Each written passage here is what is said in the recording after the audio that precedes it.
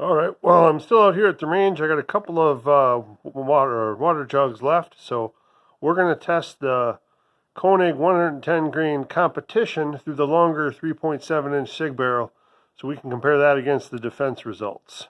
So here we go.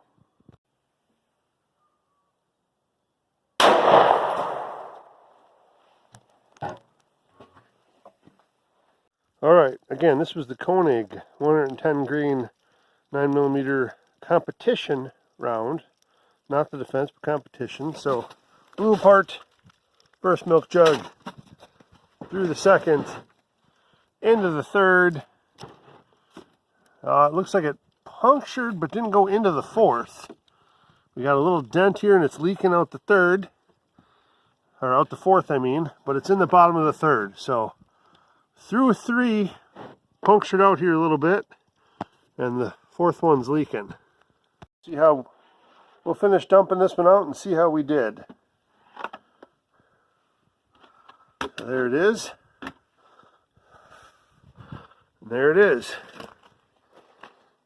So again, this is the competition, and here are the ones we shot a little bit earlier, and we'll compare them all back when I get home.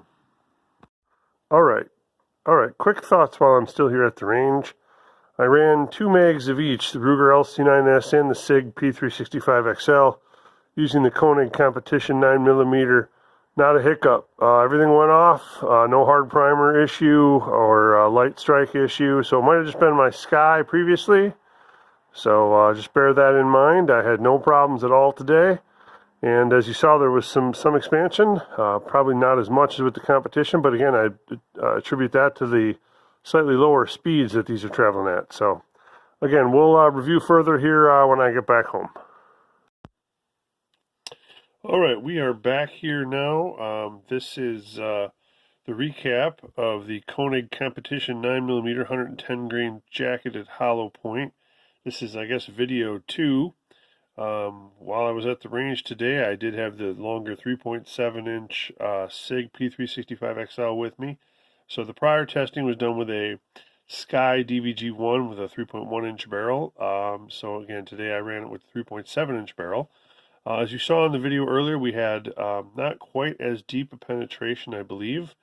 We went through the third jug, and it punctured the fourth, but it did not enter the fourth jug, and it remained in the bottom of the third.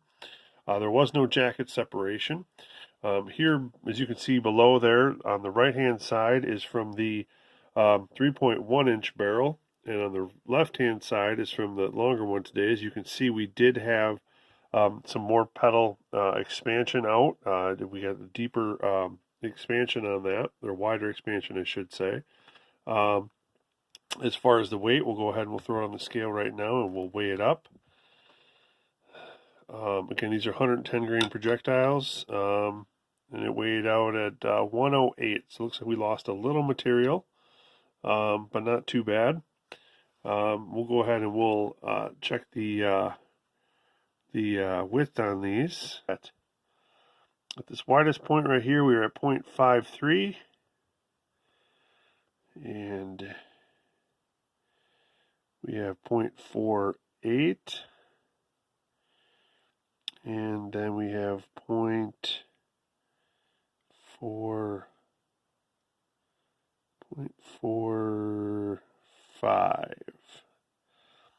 So that's the expansion on that one.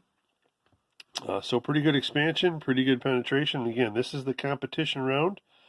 And you stay tuned and you'll see the defense rounds. I tested those today as well. So, as you also saw here, I did test the functionality with these.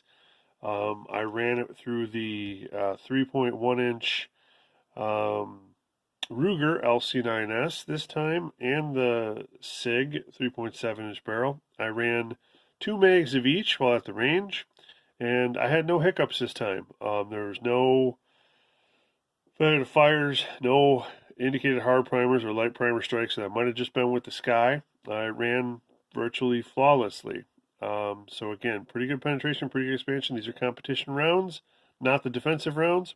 As of this morning, They were still available at Optics Planet for $19.99 plus tax for a 50 round box. And again, with my local tax, I think that worked out to around 42 cents a round shipped. Assuming you make a minimum of $49 purchase, they give you free shipping at Optics Planet. So I think they're probably a good deal here. That's my opinion. Thanks for watching, and stay tuned for the next one.